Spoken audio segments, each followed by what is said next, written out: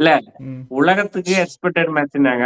இந்திய ரசிகர்கள் அகமதாபாத்ல அந்த 1,32,000 பேரும், டிவில பார்க்குற 100 கோடி மக்களும் சந்தோஷமா இன்னைக்கு இரவு கழிக்கணும்னா, இந்தியா ஜெயிக்கணும். இந்தியா தோத்துட்டா, யா அடுத்த ஐபிஎல் வர வரலும், ஏன் அடுத்த 2020 வேர்ல்டு கப், அடுத்த ஒன் டே வேர்ல்டு கப் வரலும், ஐயோ! தோத்துட்டாங்களே மனசு அப்படி பதைக்கும். திரும்பவும் சொல்றேன், அபிஷேக் சர்மா, சஞ்சு சாம்சன் 2 பேரும் இன்னைக்கு செஞ்சுரி. நான் ஜோசியகரமா எழுதி வைக்கிறேன்.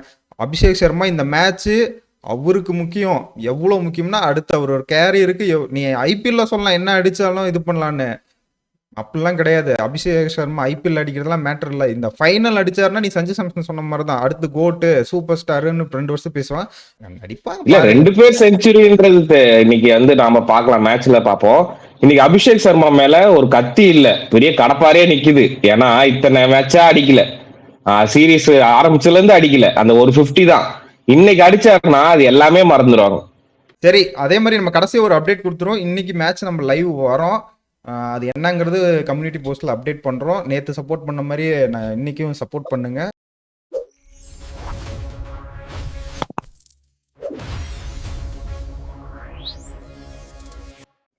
உலகத்தோட மோஸ்ட் எக்ஸ்பெக்டட் சண்டேவா இதுதான் இருக்க போகுது. ஏன்னா இந்தியா வெர்சஸ் நியூசிலாந்து ஃபைனல் நடக்க போகுது இன்னைக்கு. மோஸ்ட் எக்ஸைட்டட் மேட்சா இருக்க போகுது எனக்கு தெரிஞ்சு இந்த மேட்ச். இந்த வீடியோ அதை பத்தினா இந்தியா வெர்சஸ் நியூசிலாந்தோட ஃபைனல் ப்ரிவியூ தான். டீம்ல என்னென்ன இருக்க போகுது, யார் ஜெயிக்க போறா, இதெல்லாம் எங்களோட வியூ தான் இதை பார்க்க போறோம். அதுக்கு முன்னாடி சப்ஸ்கிரைப் பண்ணாம இருந்தீங்கன்னா சப்ஸ்கிரைப் பண்ணிட்டு வீடியோ பாருங்க. வீடியோக்குள்ள போயிடலாம். முன்னாடி யார் ஜெயிப்பா, ஸ்டார்டிங்ல இருந்து ஆரம்பிச்சிடலாம். இந்தியா தான் ஜெயிக்கணும். ஃபேவரட்ஸ் யாரு? ஃபேவரட்ஸ் எல்லாம் இந்தியா தான் ஜெயிக்கணும், அவ்வளவுதான். அதுக்கு மேல நீங்க ஃபேவரட்ஸ் நியூசிலாந்து அவங்க கப் அடிக்கல அதனால அவங்க அடிச்சுட்டு போட்டோம் அது இதுன்னு ஏதாவது காரணம் கொண்டு வந்தீங்க, கொண்டுடுவேன். இந்தியா ஜெயிக்கிறதும் புடம்பி தள்ளனீங்க 2 பேரும். இல்ல உலகத்துக்கு எக்ஸ்பெக்டட் மேட்ச்னாங்க. இந்திய ரசிகர்கள் அகமதாபாத்ல அந்த 1,32,000 பேரும், டிவில பார்க்குற 100 கோடி மக்களும் சந்தோஷமா இன்னைக்கு இரவு கழிக்கணும்னா, இந்தியா ஜெயிக்கணும். இந்தியா தோத்துட்டா, அடுத்த ஐபிஎல் வர வரலும், ஏன் அடுத்த 2020 வேர்ல்டு கப், அடுத்த ஒன் டே வேர்ல்டு கப் வரலும், ஐயோ! தோத்துட்டாங்களே மனசு அப்படி பதைக்கும். ஸ்ட்ரெயிட்டாவே நான் 2 பேர் நீங்க இந்தியா தான் ஃபேவரட்ஸ் தான். கண்டிப்பா இந்தியா தான் ஃபேவரட்ஸ். இல்ல இந்தியா ஃபேவரட்ஸ் தான். இல்ல கேம் கரெக்ட்டா இருக்கு. என்னது கேம் கரெக்ட்டா பம்பர வெளுத்துறேன். இல்ல என்ன சொல்றேன், கிரிக்கெட் பாயிண்ட் ஆஃப் வியூல பார்த்தா 2 பேருக்குமே ஈக்குவல் பேலன்ஸான டீம். இந்தியா ஜெயிக்கணும், ஜெயிச்சாதான் எல்லாத்துக்குமே நல்லது. ஏன்னா எல்லாத்தோட ஃபேவரட் ஐபிஎல் டீம் ஜெயிக்கிற வரைக்கும் அவங்களுக்கு மனசு உறுத்திட்டே இருக்கும். இல்ல bro, Sivasami bro, Kane Williamson bro, அவரு ப்ரோ, இவரு ப்ரோ, மீம் டெம்ப்ளேட் எல்லாம் தூக்கிட்டு வராதீங்க. இந்தியா தான் ஜெயிக்கணும் இன்னைக்கு. அதனால இந்தியா ஃபுல் சப்போர்ட்டோட போயிருவோம். நம்ம பிளாக் சட்டை பார்த்து நியூஸ்ல நினைச்சிடாதீங்க. இன்னைக்கு ஃபுல்லா இந்தியா தான் ஜெயிக்க போகுது. சரி, ஓகே. நியூசிலாந்து வந்து நீங்க 2 பேருமே தட்டி கழிச்சிட்டீங்க. தட்டி கழிச்சலாம் பார்க்கல, நல்ல மேட்ச்னு சொல்லிட்டேன். சும்மா நீ நியூசிலாந்துக்கு சப்போர்ட் பண்ணி உயர வாங்க தயவு செஞ்சு. இந்த வார்த்தையெல்லாம் நீ கேட்க தட்டி கழிக்கிறதெல்லாம் கிடையாது. நாங்க நேத்துல இருந்தே அதான் சொல்லிட்டு இருக்கோம். நல்ல மேட்சா இருக்க போகுது. இங்கிலாந்து மேட்சுக்கு சொன்ன மாதிரி தான் 50-50 சொன்னோம், அதே மாதிரி தான் நடந்தது. கடைசி வரைக்கும் எடுத்துட்டு போனாங்க. இந்த மேட்சும் டீப்பா இருக்க போகுது. ஏன்னா 2 டீமுக்குமே முக்கியமான மேட்ச். இந்தியா ஜெயிச்சாங்கன்னா அவங்களோட டைட்டில் டிஃபெண்ட் பண்ண போறாங்க. நியூசிலாந்து ஜெயிச்சாங்கன்னா அவங்களோட ஃபர்ஸ்ட் டைட்டிலா இருக்க போகுது. ரொம்ப நாள் கழிச்சு, ரொம்ப வருஷம் கழிச்சு, WTC அப்புறம். அதனால 2 டீமுமே நல்ல இம்பார்ட்டன்ஸான மேட்ச் குரூஷியலா இருக்கும். ஆனா நம்ம வந்து இந்தியா சப்போர்ட் பண்றோம். அந்த பாயிண்ட் ஆஃப் வியூ போன வருஷம் தினேஷ் நீ நினைக்கும் எனக்கு ஒரு இது இருந்தது. என்ன வெளியே தானே ஆடுறோம், சவுத் ஆப்பிரிக்கா மில்லரு அவங்க எல்லாம் அழுதுருக்காங்க, சரி அவங்க ஜெயிச்சாலும் ஓகேங்கிற மாதிரி நான் தேத்திக்குவேன். ஒன்னும் அவ்வளவு பெருசா எனக்கு இது இருக்காது. விராட் கோலி எப்படின்னு ஒரு வருஷம் ஆடுவாரு, ரோஹித்தா ஆடுவாரு, ஒன்னும் பிரச்சனை இல்லை. அவங்க எல்லாம் மில்லர்லாம் கடைசி சரி ஜெயிச்சா பரவாயில்லங்கிற மாதிரி போன வருஷம் பார்த்தேன். ஆனா இந்த வருஷம்லாம் எனக்கு அப்படி தோணவே இல்லை. நியூசிலாந்து என்ன நீ அத சவுத் ஆப்பிரிக்கா ஒருவேளை நியூசிலாந்து ஜெயிக்கணும்லாம் சொல்லல, நீ ஈஸியா கவுண்டர் பண்றதா சொல்ற. இல்ல ஃபைனல்னாவே நம்மகிட்ட விக்கெட் எடுக்கிற அளவுக்கு பவுலிங் இருக்கா? அவங்க 12 ஓவர்ல 180 சேசிங் பண்ணிட்டு வராங்க. அவங்க 2 பேருக்கு விக்கெட் எடுக்கிறது பவுலிங் இருக்கா? எடுத்துருக்கோம். இல்லையா பின்னால வந்து கடைசி மேட்ச்ல திருவனந்தபுரம் மேட்ச் வந்தாரு, அவரு 80 ரன் நோ டைம்ல அடிச்சுட்டு போனாரு. அன்னைக்கு பும்ராவை அடிச்சாரு, ஹர்ஷ்தீப் அடிச்சாரு, வருண் சக்கரவர்த்தி அடிச்சாரு. நான் அவரால சொல்றேன். நம்மகிட்டயே அடிக்கிற நாளைக்கு மாதிரி டேக் டவுன் இல்ல பண்ணிட்டா இல்ல நம்மகிட்டயே அடிக்கிற வருண் மாதிரி சக்கரவர்த்தி அடி ஃபார்ம்ல கிடையாது. இருக்கும். நாமளும் ஒரு பவுலர் நம்பி தானே போறோம். ஒரு பவுலர் பும்ராங்கிற 4 ஓவர் பிரம்மாஸ்திரம் சீட் கோடு அவரை நம்பிதான் 4 ஓவர் இருக்குது. மீதி 16 ஓவர் நம்ம பக்கமும் லூஸ் ஓவரா தான் இருக்கு. இல்ல நான் என்ன சொல்றேன்னா நமக்கும் நான் இருக்கு ஒத்துக்கிறேன். நம்ம அவுட் ஆஃப் ஃபார்ம் எல்லாமே இந்த ஃபைனலுங்கும் போது ஒரு நார்மல் மேட்சோட பயங்கர ப்ரெஷரா இருக்கும். நமக்கே தெரியுது எனக்கு எவ்வளவு படபடப்பா இருக்கு. பிரஷர்ல சொதப்பிட மாட்டோமா, சோக்க மாட்டோமா? நம்மளோட பெரிய சோக்கர் தான் நியூசிலாந்து, அதனால அவங்களும் பண்ணுவாங்க. அதனால நான் சொல்றேன் பின்னால நல்ல பிளேயர் அவர். எனக்கு தெரிஞ்சு இது அவங்க டீமுக்காக ஆடுற பிளேயர் கிடையாது, அவர் நிறைய லீக் ஆடுற பிளேயர். ஆனா இது அவருக்கு ஒரு நார்மல் மேட்ச் மாதிரி தான் அவருக்கு இருக்கும். நான் அதை ஒத்துக்கிறேன். பின்னால அடிப்பார், கண்டிப்பா அடிப்பாரு. அவர் அடிக்கிற அளவு நம்ம ரன்னு திருப்பி அடிச்சுக்க வேண்டியதான், வேற வழி இல்லை. நீ சொல்றதெல்லாம் கரெக்டு தான். 80 ரன் அடிச்சாரு திருவனந்தபுரத்தில். வந்த உடனேயுமே யாருமே அடிக்க மாட்டாங்க இந்திய பிச்சில், வந்த உடனேயுமே அடிச்சு காமிச்சாரு. நான் தான் சொன்னேன் பின்னால அடிக்கிற அடியில நானே ஃபேன் ஆயிட்டேன்னு சொல்றல. எல்லாமே இருக்கு. சரி அப்படி பார்த்தா தானே ஃபைனல் நல்லா இருக்கும். இல்ல சும்மா ஒன் சைடு மேட்ச் போனா நல்லா இருக்குமா? இல்ல போன மேட்சுமே நம்ம ஒன் சைடு மேட்ச்லாம் பார்க்க முடியாது. நம்ம அந்த சவுத் ஆப்பிரிக்கா நியூசிலாந்து மேட்சே மொக்கையா போயிடுச்சு. செமிஃபைனல் 1, செமிஃபைனல் 2 நம்ம இந்தியா இங்கிலாந்து வச்சு வந்து பெத்தல்னாலதான் அந்த மேட்சும் நல்லா இருந்தது. பெத்தல் பெத்தலும் பிளேயர் தானே, என்ன பெத்தல் நாலங்க. ஆமா, அந்த பெத்தல் அவுட் ஆயிருந்தாருன்னா அந்த மேட்ச் ஒன் சைடா இருந்திருக்க கூட வாய்ப்பு இருக்கு. அதனால இந்த மேட்ச் ஒன் சைடாலாம் இருக்க போறது இல்லை எனக்கு தெரிஞ்சு. ஏன்னா 2 பேருமே இந்தியால ரொம்ப நாளா விளையாண்டு இருக்காங்க. இந்தியா வந்து இந்தியா தான், அவங்க ஹோம் கிரவுண்டு. அவங்க நியூசிலாந்து பாத்தீங்கன்னா இந்தியா சீரிஸ் ஆடி இருக்காங்க. அதனால அதுக்கப்புறம் இந்தியா வேர்ல்டு கப்லயும் நிறைய இந்தியா மேட்சஸ் எல்லாம் ஆடி இருக்காங்க. அதனால எக்ஸ்பீரியன்ஸ் இருக்கு இந்தியன் பிச்சர்ஸ்ல. எனக்கு அதனால டஃப் காம்படிஷனா தான் இருக்கும். பெருசா ஒன்னும் ஒன் சைடா இருக்க மாட்டேன். பிரச்சனைனா எனக்கு சஞ்சு சாம்சனுக்கு சொன்ன மாதிரிதான். இப்ப சஞ்சு சாம்சன் எடுத்து பர்ஃபார்ம் பண்ணிட்டாரு வேர்ல்டு கப்ல. அதே நியூசிலாந்துக்கும் அந்த ஃபார்முலும் ஒர்க் அவுட் ஆகும். எப்படின்னா நாங்க 5 சீரீஸே தோத்துட்டு வந்திருக்கோம், நீங்க அதெல்லாம் ஜெயிச்சிட்டீங்கடா, வேர்ல்டு கப்பும் நாங்க அடிச்சுட்டு போயிருவோம். எனக்கு அந்த எப்பயுமே கிரிக்கெட்ல இது நடக்கும். நான் அதுக்கு தான் சஞ்சு சாம்சன் நடக்கும் பாரு நடக்கும் பாரு. எனக்கு அந்த ஒரு ஸ்லைட் எட்ஜ் மட்டும் தான் தோணிக்கிட்டு இருக்கு. ஒருவேளை இங்க பாரு நீ சீரீஸ் எல்லாம் ஜெயிப்ப, ஆனா எங்களை வந்து ஃபைனல்ல தோக்கடிக்க முடியாதுங்கிற மாதிரி ஒரு ஸ்லைட் எட்ஜ் இருக்கு. ஒத்துக்கிறேன், எனக்கும் பயம் இருக்கு. அவங்க அடிக்கிறத ஆடுறதெல்லாம் வேற மாதிரி இருக்கு. லக் அவங்க ஃபிளேவரா இருக்கு, நம்ம அதை ஒத்துக்கிட்டே ஆகணும்.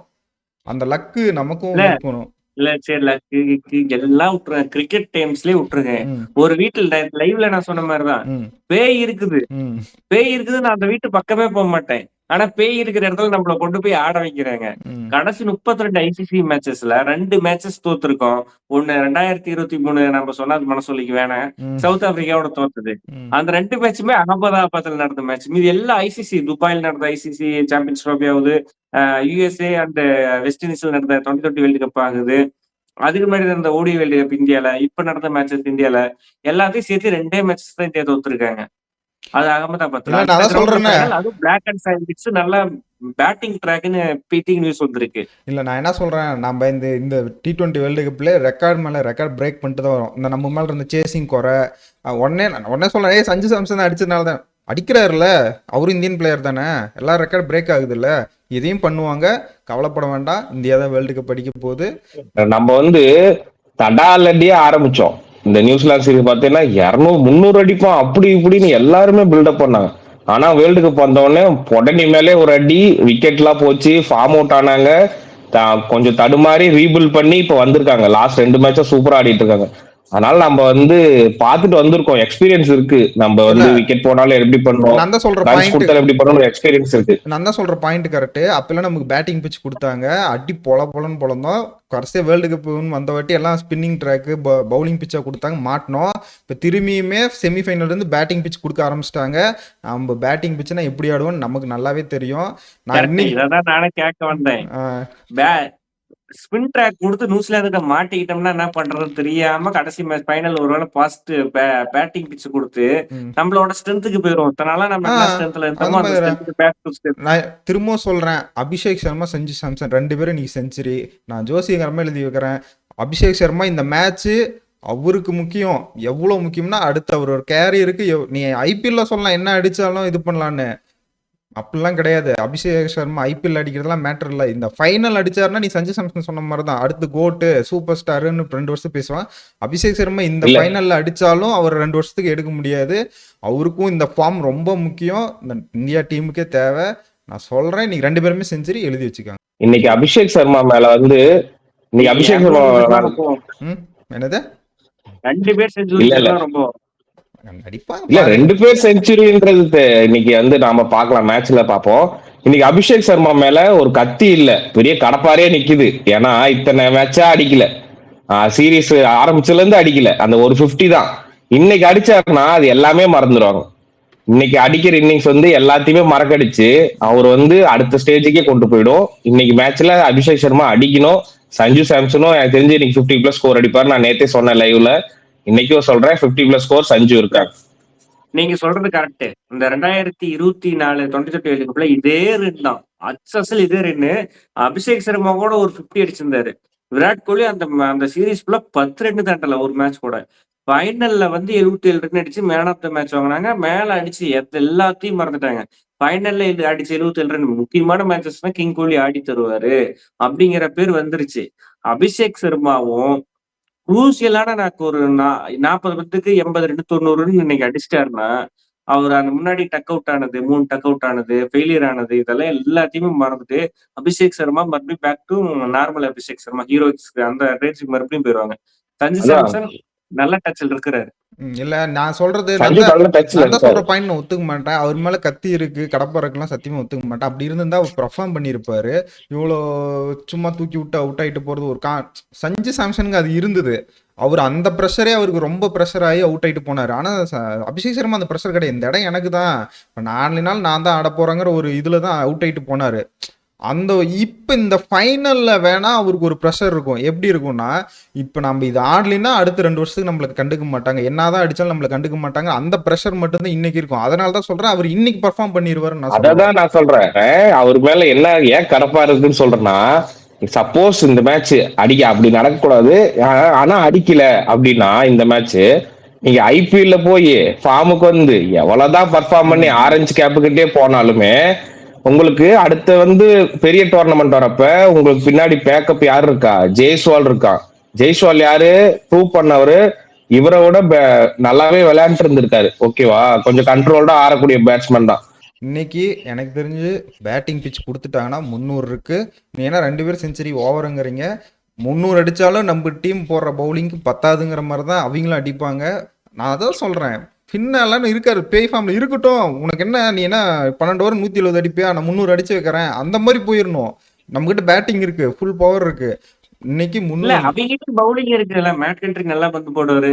மேட் என்ட்ரி 2 ஓவர் தான், ஸ்விங் ஆகிற வரை தான் 2 ஓவர் தான். 2 ஓவர் ஒரு பவர் பிளேல தாண்டணும்ல. மேட் கண்ட்ரியோட 2 ஓவர் பொறுமையா பார்த்தார அளவுக்கு நம்ம டீம்ல யார் பேட்டிங்? அபிஷேக் சர்மா நீ 1000 டைம் ஃபார்ம் அவுட் ஆனாலும் கண்ணை முடிச்சு சுத்துறான்.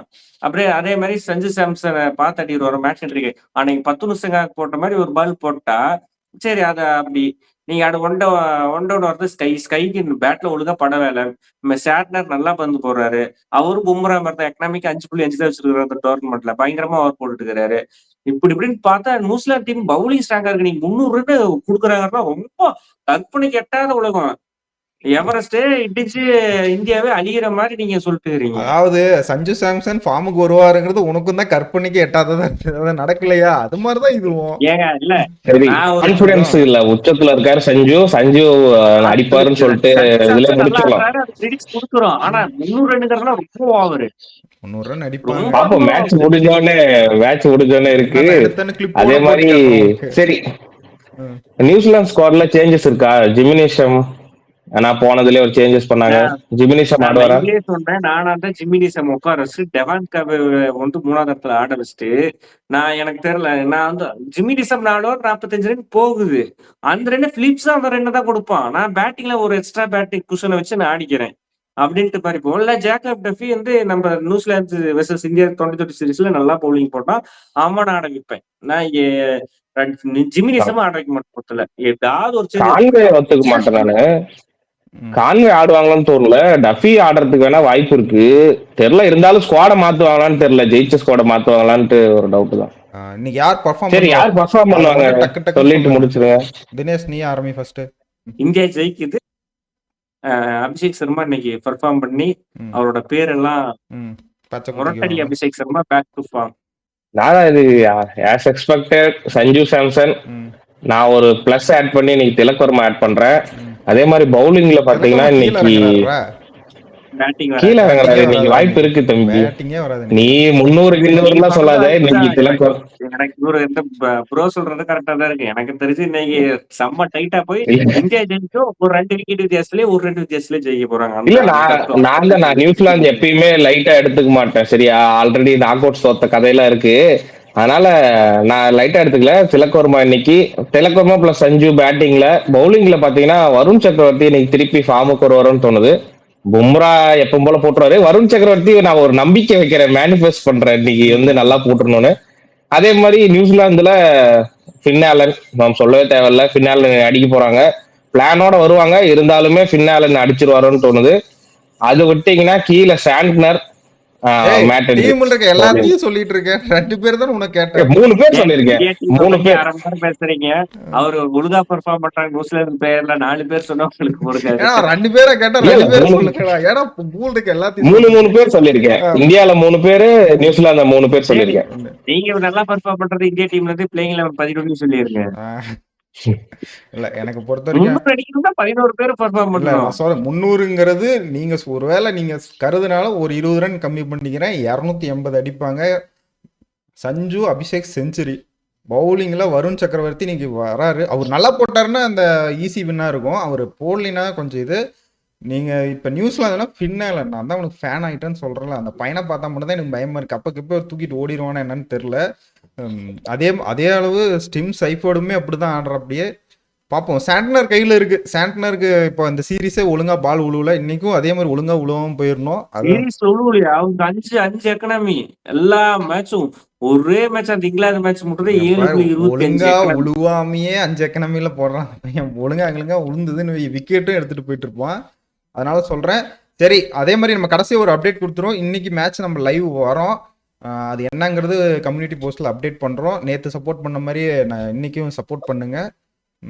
சரி, மேட்ச்ல சந்திப்போம்.